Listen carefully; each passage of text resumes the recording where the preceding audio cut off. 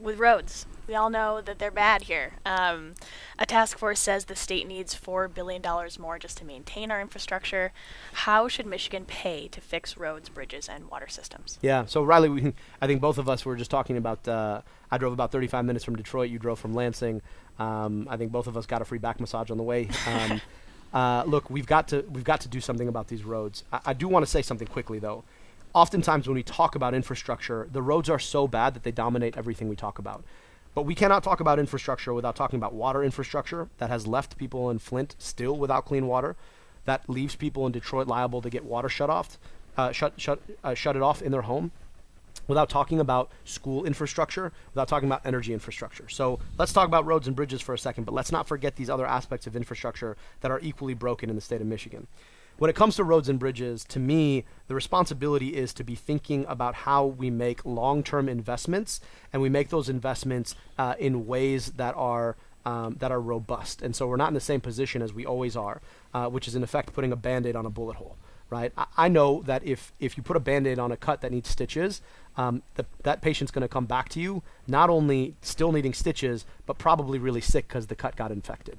And so right now, the way we deal with our infrastructure problems is to get real hot and mad about them in February and March, and then over the summer to do the basic minimum so we got through the rest of the summer and the fall, and then we're back to square one come the winter again. We're not investing enough, and we're not investing over the long term. Our Pure Michigan Infrastructure Bank is about solving that set of problems. It's about creating a vehicle in state government that allows us to move beyond the usual political cycle, allows us to invest in a big picture kind of way, allows us to take funding from private sources to invest in public projects rather than what we've seen across Michigan right now, which we have public investments into private projects like the Little Caesars Arena or many of Dan Gilbert's projects in downtown, and allows us to think about placemaking in a comprehensive way. Right? So when you're building roads, there's a lot of stuff that happens under roads. Why can't we think about investing in all those things as a bundle? Our Pure Michigan Infrastructure Bank solves that problem. Now the question is, how do you pay for it? Well, one of the big reasons our roads are so bad is because we are a major trucking port. We've got multiple ports to Canada, and a lot of folks truck through Michigan.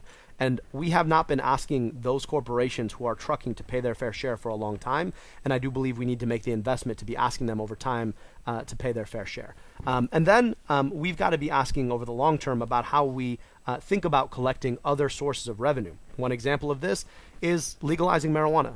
We know that there's probably about $125 million on the back end in terms of excise taxes, and those are opportunities to really be making investments in roads as well. And then lastly, let's also get past the idea that transit is limited to roads and bridges. One of the big issues that we have as a state, and I talked to you about the importance of being able to keep our talent here in Michigan, one of the big challenges that we have is that we don't have high-quality mass transportation. And because we don't have high-quality mass transportation, we are missing out on the opportunity of creating coherent hubs across our major metropolitan areas. And it's not just Southeast Michigan, where you could imagine connecting a Detroit and Ann Arbor, the eastern suburbs in Oakland County, and doing so in a really coherent way.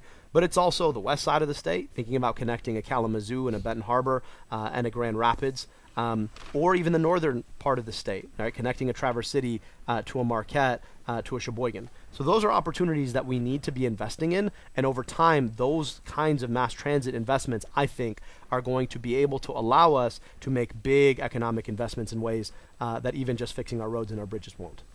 And one quick follow-up to that, you mentioned asking like the trucking companies and other folks like that to contribute. Can you give us an estimate on how much?